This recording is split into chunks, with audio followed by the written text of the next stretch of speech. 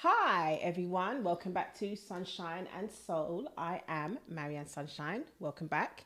If you haven't watched the last episodes, go and watch them and subscribe, please. This is where you come to get all things black culture, black lifestyle, black discussions, black debates, black American, black Caribbean, black African, black everything. Yeah. Let's go. That voice you can hear. That voice you can hear is my next guest today. Another one of my brethren from Twitter. I told you, go follow me on Twitter, Miss Ma Sunshine or Marianne Sunshine. Go and follow me on Twitter. That's where I have my party. I'm on Instagram as well, but my brethren's on Twitter. We talk up the things, and we have Miss Efe here today. Hey. Did I pronounce your name correctly? Well, the Yoruba, you have to come from your belly with the Ife. Ife. You have to Ife. Feel it as you're saying it. Up the whole space. Ife. There we go. Ife, perfect. she's here today. She's a lawyer because we don't have stupid people on the podcast. And she also is a Black British English researcher. Yeah, and we're going to talk a little bit about that today. But first of all, how are you? How are you doing? I'm good. I mean, I'm cold. I'm outside. I can see my breath when I go. Like we're really in the thick of winter. We're in trenches in London. We're in the trenches, but we move. But now I'm feeling good. I'm happy to be in community with you in space. Anywhere where Black people is, that's where the party's at. That's right. I'm excited to actually meet you. As I said, with Twitter's brethren. So yeah, exactly. It's good to meet in person because I see your takes. And I'm like, yeah, she makes sense. And I'm like, if I see something going on the TR, like let me go check her page because she's gonna be talking the things. So we appreciate you. Bless you, yes. bless you. And yeah, Duchess of Brixton. Yes, Brixton to the world. Brixton to the world. Duchess of Brixton. So what's been going on this week? I mean, we are at the end of November right now, and we've got I'm a Celebrity on. Yes. Right. So as Black women. I lives. think that is a little topical thing that we can talk about because I haven't really talked about anyone about this. Okay. What's happening with Nella Rose now? Typically, on British television, Black women don't do very well. I don't think the misogynoir, the anti-Blackness, all combined, like everything. I personally do not know if it's worth. If the money's worth it. What do you think? If the money's worth them going on these programs? I just think the spaces are too toxic and they're not made with Black women in mind. And I think it's harmful for us to keep going on these reality TV shows expecting different results. I mean, our good sis India, she did well. And, we give her that. Love Island. Yes. She did her thing on that. But it's too far and few between. Yeah. It's not consistent. Also, Whitney held it down as well. But it's like they have to be a palatable version of themselves. They can't be their whole self. They can't be themselves. And what's happening with Nella Rose at the moment, if for those that don't know, I don't really think she did anything wrong. She was wrong in the way she dealt with the guy, slightly, but then they said that her father's trauma response. Yeah. Her father's passed, so she kind of was a little bit harsh. The response to that is crazy. Yeah, but I think also you've got to remember she's in an environment she's not comfortable. She doesn't know anyone. She's the youngest person there. She's the only Black person there. There's just so much. She's only 26. I didn't know. Do you know what I mean? Yeah. Do you know what I mean? There's so much things when you're in a very secluded environment. She's had her own traumas. So, I can't speak for anybody. And what we have seen is that her and the guy have made up. Have they made up now? Because I don't show that. No, neither do I. I saw on Twitter that they've made up. But they're selective with what they will show because it's very much using Blackness to create outrage or like this viral sensation her kind of with vibe. A known racist Nigel Farage in the first place. Yeah, 100%. And you see how much I've seen someone online saying that she didn't get paid as much as everyone else. Like she was one of the lowest paid. Probably no, that wouldn't surprise me because he got 1.5 million apparently. And I said, I had a discussion on Twitter when people have said, listen, she shouldn't have gone on there. I'm like, if you are got a Black person and you are going to go in those programs, run it up on them. Yeah. Because essentially, we do kind of think that they don't need us on there, but they kind of do. Yeah. Because we hold it down. We bring spin. Yeah, and we also bring the vibes. And people are saying that even from some of the other clips that Nella's been holding it down. She's been a vibe. Like she's getting along with a lot of people in the villa, and she's bringing like in the jungle. They're not in the jungle. Villa. Sorry, look at me. They're not in the villa. I don't watch the program, so I'm just adding in my. In my head, I'm like, I'm saying Villa, but Yeah. I'm not following the program per se. But from what I've seen, like on tweets, Yeah. they're saying that she's like, bringing a vibe, and people are liking her, and they're finding it enjoyable because of her. And many black people. So I do think it's nice to have black people in these spaces, because at least we can kind of see ourselves and see our vibe in that space. But it's just at what cost? At what cost? And can we have more black specific shows? I mean, like Blue Therapy, we was loving that before it went on Channel 4. I like Blue Therapy. Yeah, when it was online, Yeah. like everyone would come on, on socials, and we would have like black UK Black Twitter, like showdown at what's going on, and it kind of brought us together. So I think it's always nice to have them kind of like shows, like even like Top Boy, like you got everyone tweeting and we can all relate. So it is nice to have black shows. So it's like, can we have black reality TV? Like that's what we should be having. So we have to be making our own. We got to do for self. That's the only way. Literally every single thing in this country. We have, and when are we going to learn that? We have to do it ourselves. We can't rely on them. To even if they're paying us, they're not paying us to represent us. In any way, shape, or form. No. Well, good luck to Nella on that show. Good luck. But she's up for eviction tonight. Oh, is she? Or she might be out by the time this. She might be out there by the time this comes out. Only 4% of the vote, and we know how the white people are feeling online about her. So she should I hope she should be glad to get a warm shower and some proper food anyway. So she done got her money already. Yeah. She has. She's got her money. She's got some more clout. But as people are saying, that she already had her clout before she went on the show. She did. And she's not going to lose that. Do you know what I mean? I think what I'm thinking, for my PR background, what I'm thinking is they just wanted to move her into a more Middle England type of environment, because she's very urban, isn't she? She's very online. Yeah. So they probably just, her agents wanted to push her in a different direction. Apparently she's just signed to a new agency just before she got on the show. So that agency wanted to get more mileage out of her. So that's probably was that the best strategy. for her though? Okay. And her team, or the people that follow her, is majority black people. That's who her come up came from. So But was there a need? That's always the way. It's always the way. You come up in, black people bring you, and then the rest of them drag you. But how much money are you going to make in the meantime? Yeah. I hear it. Ife. Yes. I love that. I like saying your name. Ife. Tell me a little bit about what you do, sweetheart. Yeah, so I'm a mixture of things. I was introduced me as a lawyer. So like my day-to-day, I'm in court, criminal defence, through the Mandem. So, I'm trying my best in the courtroom to put forward my client's best interests, fight their defence. And really, for me, one of the things that I'm particularly passionate about is bringing racial justice into the courtroom. So I'm like one of the first lawyers that have raised racial trauma as a defence. As a defence to use brilliant. with an expert, and brought that in. And for me, it was particularly important to think about how racism affects well-being, but also within my clients' actions, how could the traumatized approach they've had or the experiences affect how they relate with the police, or how the police related to them, and then how was their reaction characterized by that. So I think for me, as a black woman, it's particularly important to bring our experience into the courtroom, but also be able to argue those points about race and say, you know what, hold on, Your Honour, I'm concerned that this, was anti-black. And raise the point and raise the argument. And I think for me it's particularly important because there isn't enough people doing that. No, of course not. And people aren't comfortable to bring up race. But as a black person, I have no choice but to be comfortable, because that's my reality. Do you know what I mean? So I think it's important to be in these spaces and to be able to bring our community needs to the forefront of any judge's mind. And that's what I'm doing day to day. Thank you very much. Okay. You're definitely needed in the community. And I know you also do Black British English research. Yes. So Black British English is just Jamaican, as far as I'm concerned. It is patois. Like, that's the base of the language. Jamaican. Yeah. It is. And I think more people need to know that. But what is, I think, is quite interesting, because the language is characterized as slang. Yeah.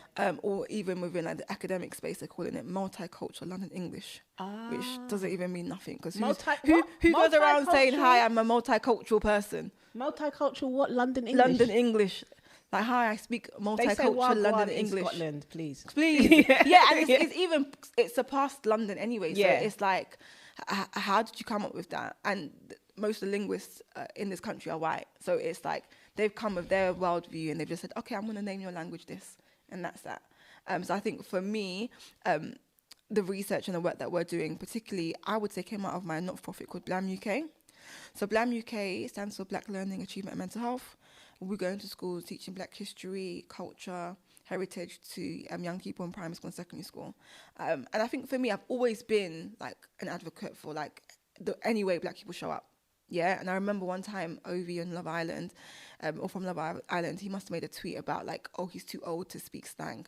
And me, I was there dragging him like, language doesn't have an age barrier. It's about communication. But I didn't even, at that time, I didn't really have the language to call it anything other than slang. I just said it was a language, but I didn't have the nuances about creoles and all of that stuff, right? And then from when I was working with the young people, what I would notice is that the 8-year-olds, the 7-year-olds would be like to me, oh, like, Miss, that's calm, or, oh, Miss, that's bad, man. I'm like, you just sound like me. Yeah. And it kind of... they get it from the parents. Yeah. But then it kind of reminded me, like, we do need to be making space for these young people who are fluent in Black British English as well, because that shows me that this is an intergenerational language. It's not just my generation, because there's people before me, like your Skepta, your Gets, all these people who speak like that. Yeah. And then you've got people that 7 and 8 speak like that. You've got people like me in our late 20s, and you've got people like 14, 15 that speak the same language. So that it became quite apparent to me that there needs to be more work on language justice, and also trying to ensure that people that are speakers and fluent in this language, we show up for them, because we had a case where a young Black girl was sent out the classroom for saying welcome to her teacher. I used to get. And it was a white teacher. I used to get sent out of the classroom for kissing my teeth a lot. Yeah, see, Yeah. So Yeah. all the nuances or things that are to do inherently with Blackness, or Black mannerisms, or things connected to Black ways of speech is penalised. Yeah. But if that same child went to the classroom and said to the teacher, bonjour, oh, she's that would bilingual. Be fine. She's bilingual. That's fine. But it's this stigma and stereotype that you have that there's something inherently wrong with Black ways of showing up in the world, or Black language choices. Can we push that culture and the slang and the vernacular, especially with the younger generation, if they're not clued up on their history first? Is that okay to do? Because like we said, a lot of Black British English is Jamaican. A lot of them don't know that. Yeah. They're no clue where it comes from. BBC One Extra. Side eye. Oh, God, yeah. Who was that? Oh, we can't mention his name. Yeah. Yeah. We can't mention, he who shall not be named. We can't mention his name anymore, Nope. but he had to tell that presenter that a lie is not British. He even had to tell it was Caribbean. Because she said saying it was with British. her chest that it's not a Caribbean term, and it is. Yeah, exactly. So and I think that does go to show the kind of dangers that we are in. But I would say, as part of, because your question was around history, but linguistics is history, because when you learn linguistics, you find out how languages were created. Like, we know even the creation of patois, it's a creolized language, right, of West African languages. English is like a lexified language, and also other words that have been created in the Caribbean. So in and of itself, in order for you to understand that language, you need to understand history. You have to understand the history, Right, so it goes hand in hand. So I think it's actually even a way that we can better learn history, even through language. And I think language is really important, because language is how we communicate. And as a community, it ties together, and language holds culture. So actually, by learning languages, and actually if schools were teaching Black British English, and one thing I always say is I don't call it a slang, because a slang is a very demeaning way of describing a language, and all languages are equal. There is no language that is any better than any other language, but what we do have in society is imperialism, colonization, and also this idea of like white supremacy, and that seeps into language supremacy. So which languages are seen as legitimate or standard or the best is linked to whiteness. French, English, Spanish, all of those held in high regards. Even back home, even in our countries, they're seen as high regards, not just colonial legacy. But like, even when you break down a language like English fits everything, all the standards required to be a Creole language, because it's a mixture of Latin, French words, old English Celtic words, and also it's a old Germanic dialect that's not in use anymore. So it's a mixture of all of that. So part and parcel, it is a Creole language, but no one calls it that. So it's the idea of who has the power to say that this language is, this is Queen's English, this language is superior, this language, it means that you've got a high command. It's all about power. So language is linked to power. See, that goes to my next. I was going to ask, should we hold on to in this country, our individual ethnicities to maintain our own cultures? But you kind of answered that question. Yes, because my mother's Dominican, right? And there's a whole French Creole Dominican language that I should be fluent in, right? Yes. In order for me, the same way that my Jamaican patois has been passed down to the whole country, some of those words can be seeping in as well if we knew them. There's St. Lucian Creole, there's Haitian Creole. Yes. There's Yoruba. Yeah. Igbo, everything. Tweet, it's really, so even in order for us to bring forward a Black British identity, which I don't even know what that is, but the generations after me will have one. It's important for them to maintain their own ethnicities as well, isn't it? Would you agree? So I think it's interesting because I think Black Britishness brings its own nuances because there are experiences that are unique to being a Black British person. And I would even say the creation of BBE or Black British English is part of that, because whilst the base of it is patois, there are words in that language that are from like West African Pidgin or Nigerian Pidgin. Like even the fact, I remember I was looking at a video with Central C and he was saying that Nyash is UK slang, but Nyash is through and through from Nigerian Pidgin. But then because we don't have any sort of language learning in this country or linguistics being taught in schools, people will pick that up and think that same way they thought a lie was UK slang, they think Nash is UK slang. So we can see that even British English is reflecting the different cultures that are in the UK. So it is always going to be a mixture or I guess a melting pot of the different cultures. My kids came home talking about Wallahi. There we go. Yeah. There we go. I have all my Caribbean friends saying I beg. Do you know what I mean? Yeah. So it's like we can see because of the melting pot of being so many different cultures coming together, it's reflected in the new identity that's being reaffirmed and is becoming staples of Black British culture. But what I will add to that is I think that there's always going to be an element of your own cultural home background with people that are first generation. But I do think with second and third, the draw towards Black Britishness or things that are tied to Black British culture is going to be more.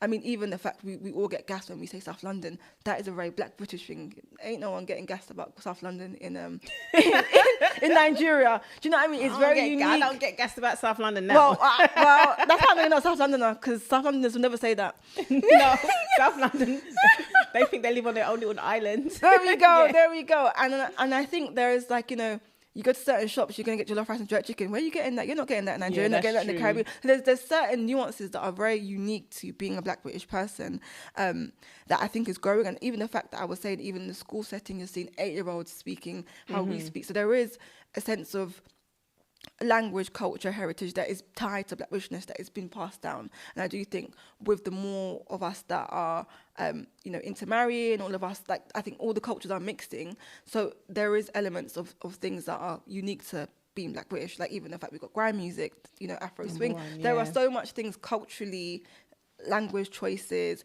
even the way we dress. UK black girl makeup, it's different. We have things that are unique. UK black girl aesthetic. Yes. We've got things that are unique to us being Black British that is tied to that. Oh, there is an identity. Yeah, there is an identity. And I think it's growing. I think obviously some of us are second generation, some of us are first generation, and it's growing. Yeah. But I do think it's there. And I think from the research that I've been doing, there are nuances that I see are unique to Black Britishness. But also what I will add as well is one thing about researching this language is that for many of us, we come from backgrounds where a creolized language is natural to us. Yeah. So like patois is natural to a lot of us. Pidgin is natural to a lot of us. So when creating or partaking in Black British English, we are already used to speaking creolized language. So I would say that even the fact that we've kind of created a new creolized language in the UK is actually speaking to that pattern of Black language creation in a creolized form. It's that same pattern. It's the same pattern being brought here, and then we're recreating it and re-adding and making a new language, and it's growing. And it's a good thing in a way because they do create their own little identity within the ethnicities that they already have, right? Yes. And similarly, you have your own identities, your own ethnicities, which and I think it's so important for Caribbean and African people to teach your children everything from back home. 100%. But then that will all meld. And join, and they'll create an identity for themselves and learn about each other as well, which I think is the most important thing. I think so. And I think in being intentional about learning about Black British history and culture, you will in turn learn more about Africa and the Caribbean, because that's the base of it anyways. And that's what we need to do. I think there's always been a tiny little divide. Not as much now, though. Yeah, I don't think there's much now. I think the older everyone's getting, and everyone's because more everybody's kind of number one, traveling. Yeah. Number one, traveling. Number two, I mean, everyone's going to Ghana. That was happened 10 years ago. Do you know what I mean? Do you know what I mean? So I do feel like there is a much more of a Pan-African. I like that. I like it too. I like it. Yeah, I like it. Yeah, it's beautiful to see. And even the African Americans are coming back. And even in Black British English, you've got AAVE. African American vernacular, AAVE. Yes. Yeah. You've got some AAVE words that, everyone's saying it's given, all of that. Like, it's very much natural for us to say that as well. But that's from American. I mean, I'm a hip hop fan, so I got a lot of words from hip hop when I was growing up. Yeah, music. I got a lot of words from hip hop. I always say music is another way in which you see language preserved. Like, when you hear gigs talking the hardest, all right, this BBE all up in that. Do you know what I mean? So, and that's the national anthem, and it's in BBE. And you know what? When a lot of people come over here, you see them trying to drop. They always trying to bust a word here and there. They always try. They always try and drop. It is very unique now. I think me growing up, it was mostly Caribbean words because we were in the majority. Here, but now it's flipped. I think the demographics have flipped. There's about 2.5% of the population are Black African. Yes. And 1% are Black Caribbean now. Yeah. And 20 years ago, it was the opposite. It was the opposite. So it's flipped now. So you're going to get more African language words coming in, which I think is brilliant, to be honest. We should have all learnt them from back in the day anyway. There we go. Right? There we go. The kids are going to learn a lot more growing up. So Black British English, I was a bit skeptical. So I'm thinking, that's what I wanted. I was a bit skeptical, but you've won me over. I love that. We love another BBE person. You definitely won me over because it's like I said, when my son comes home talking about Wallahi when he was 12 years old, now what does that mean? And then I learned what it means. I was like, he's learning another language. Yeah. Which is brilliant. So as the kids are getting older, they're really going to get more Black culture. Yeah. In Britain. I mean, even like on Twitter, I feel like everyone says Oyubo. And like, I don't want to say Oyubo to people that don't know what it means. If you don't know what it means, then you don't even know what it means. But like, I'm saying it just kind of shows that in terms of the languages or language choices and word choices in BBE is a reflection of like all of the African and Caribbean languages that are present. I say obviously the more dominant cultures, I'd say like, Yoruba, Jamaica, and then you've also got I guess some Nigerian pidgin, and you've got other words coming in, and then you've got like I say the Somali community have, especially like Arabic words, have brought that in. So I feel like certain communities that are more dominant or they're very out there, maybe because of numbers, have brought certain words. But but it's all mixed together again. Everyone's using it. I'm maybe she'll warmth, darling. But I'm thinking it's this, the blackness of it all. Just the blackness of it all is what I'm liking. It's the blackness of it all from everywhere. From everyone, It's a full creolized language. You can see everyone bringing share, and then we all mix and matching it up. But then you have words that I would say like are definitely unique to BBE, like the words like buff. I clocked that. Patterns. Jamaica have Buff Beer. Oh, do they? There's a place in Jamaica called Buff Bay, yes. But when they say buff, are they using it to describe someone good looking? There's an actual place called Buff Bay, but but Jamaica has taken that buff word, But they use it to say someone's good looking? Okay. They still...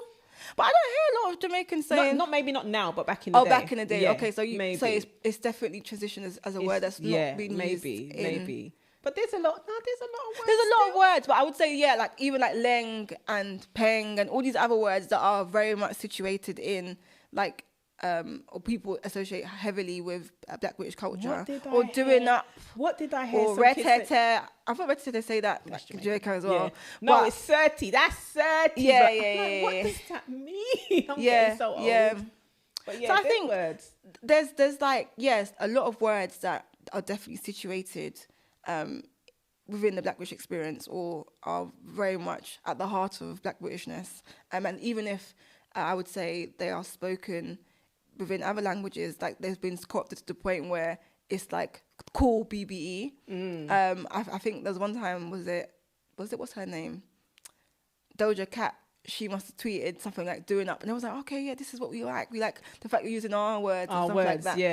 And then I also say with a lot of BBE speakers is that there is a specific tone a specific grammar structure and rules that are inherent to language. And one thing I always see is like when Top Boy is on, we're like, hold on, they're over exaggerating certain words. Hold on, that don't go there. So it's I don't watch Top Boy, right? But the last season that came on, obviously Twitter, and everyone said there was a lot of dialogue in there that they clearly was not written by a black person. See, but then if a black person's executing the words, swap it over, please. Yeah.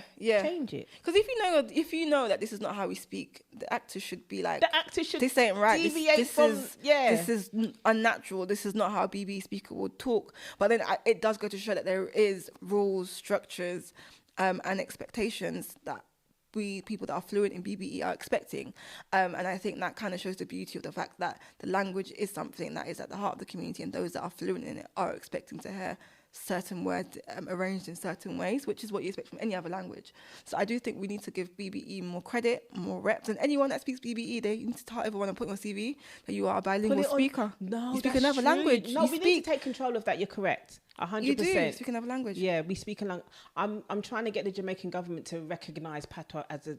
I mean, we do recognise it over there, but not officially. Yeah, not officially. It should be. I don't know if you follow the work of Professor Herbert Devonish. Yes. I love him so much. Like, yes. I actually love him. Yes. But he's done so much, the Jamaican language unit. Yeah. And, you know, his work is very much the fact that the majority of people are fluent in what he calls the Jamaican language, which is the majority of people are fluent, and that's a language that has travelled the world. So 100%, it needs to be stamped and regularised, and we need to, get those spellings correct and everything. Because my Dominican Creole, which is French-based, there's a whole dictionary for that. There's a whole dictionary. And Haitian Creole's on Duolingo. Haitian Creole's on, so you can learn that. So Jamaican patois, considering how much people around the world speak it, that should also be... the heart of BBE. Yeah. And even when I was doing my research, because I'm a little plug, I'm writing a book on Black British English, so when it's out, I will let everyone know. But... even in like Canada, like the way that they speak, they sound like us. Black English, they sound like us, like they also the heavy base of it is again Jamaican patois because they sound like there's so much Jamaicans there as well. But it all does go to show like the influence of patois is global, so it needs to be given its flowers and it needs to be recognised as a full language as it is. That's right, exactly. As it is, and the Jamaican government needs to be doing more. But I did see the opposition government in Jamaica is saying... he has said that. Which is good to see. He has said that. He has said that because the current guy said we need to rise up the English, but no, man, everybody speaks tired of that. Everybody speaks English. Yeah, you need another language. Come on. And that's what the majority speaks. So it's like you're excluding the majority of the population, which is wrong. And it's very colonial. It's just everything that is just anti-black. So... it needs to just go. Yeah, we need our languages to be front and centre. We definitely need to be bilingual, like you said, with English or French or our own languages. That's definitely something that I wish I learned when I was younger. I wish I was more fluent in my mum's language when I was younger. There's still time. Yeah, I know. Yeah. I know. But I could be cussing off people now and they don't even know. Thank you, Ife. Yes. Thank you so much for joining us. It was a brilliant conversation. Me. Yeah, no, I've really enjoyed it. Thank you when is your book out? So, God willing, this time next year. Yeah. So then you can come back when the book's out. Can you please go come back? Part 2. Let's go. Come back when the book's out. I'm ready when you are. Tell us where we can find you, sweetheart. So I'm always on Twitter chatting. Yeah, so if you're looking for someone that's going to be just dragging everyone left, right and centre, your daily dose of black love and joy, follow my page.